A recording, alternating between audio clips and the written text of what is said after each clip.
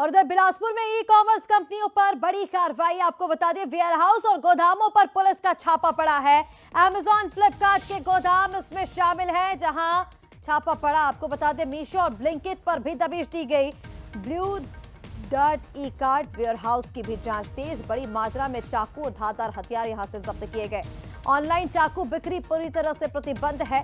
दोबारा बरामदगी पर सख्त कार्रवाई की चेतावनी दी गई। तो देखिए, ऑनलाइन चाकू की बिक्री पर पूरी तरह से प्रतिबंध है, लेकिन जब अमेजॉन, फ्लिपकार्ट, मीशो, ब्लिंकिट इन तमाम ऐप्स के गोदामों में जब छापेमार कार्रवाई की गई तो यहां से बड़ी मात्रा में धारदार हथियार मिले हैं। ई कॉमर्स कंपनियों पर यह बड़ी कार्रवाई, बड़ा शिकंजा। प्रशासनिक टीमें जब यहां पर पहुंची तो यहां से धारदार हथियार मिले।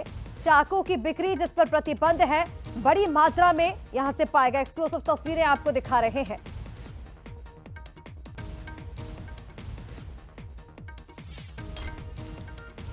एक्सक्लूसिव तस्वीरें आप देखिए। बिलासपुर में Blue Dart Ekart warehouse की जांच की गई।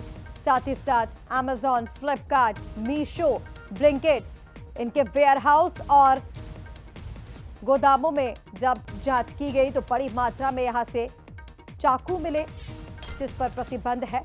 और चलिए, इसी पर ज्यादा अपडेट्स के लिए हमारे साथ अमन पांडे फोन लाइन पर जुड़ रहे हैं। सीधा रुख कर लेंगे सहयोगी अमन का।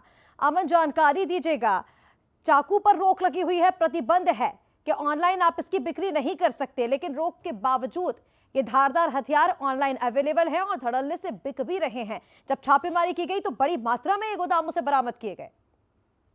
देखिए निशिता, बुरा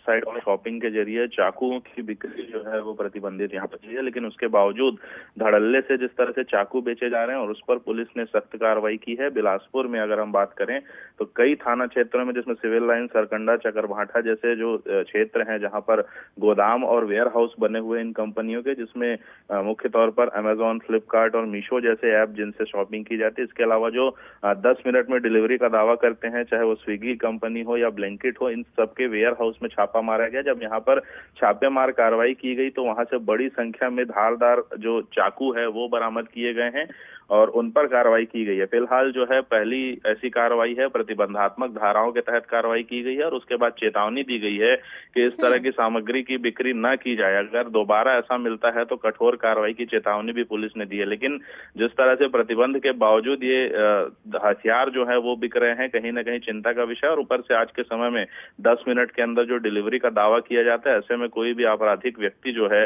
वो इसका गलत फायदा उठा सकता है और इसी को लेकर पुलिस ने सख्त कार्रवाई की और आगे भी इस तरह की कार्रवाई करते रहने की चेतावनी भी दी है। जी बिल्कुल अमन, तमाम अपडेट्स के लिए बहुत शुक्रिया आपका। तो देखिए, ऑनलाइन किस तरह से चाकू जिस पर प्रतिबंध है लेकिन बावजूद इसके वो धड़ल्ले से बिक रहा है, और बड़े सवाल इस तमाम लेकर खड़े होते हैं, बड़ी कार्रवाइयों को लेकर खड़े होते हैं कि आखिर रोक के बावजूद कैसे ये धारदार हथियार बिक रहे हैं। ऑनलाइन चाकू बिक्री पर पहले निगरानी क्यों नहीं की जाती, पहले इस चीज की मॉनिटरिंग क्यों नहीं की जाती है? क्या अब कंपनियों की जवाबदेही तय होगी? किस तरह से आगे कार्रवाई की जाएगी, इस पर नजरें रहेंगी। क्या ये कानून व्यवस्था के लिए एक बड़ा खतरा है? क्या बाकी जिलों में भी इसी तरह की जांच होगी? तो देखिए, फिलहाल बिलासपुर में प्रशासनिक टीमें पहुंची और एक बड़ी कार्रवाई की, लेकिन अब सवाल उठ रहे हैं कि क्या छत्तीसगढ़ के अन्य जिलों में भी, शहरों में भी ये जांच होती हुई दिखाई देगी? और अब इस तरह की कंपनियों पर जो ऑनलाइन चाकू की बिक्री कर रहे हैं, प्रतिबंध के बावजूद, मनाही के बावजूद, उन पर किस तरह से आगे की जाती है कार्रवाई, ये भी देखना बेहद महत्वपूर्ण होगा।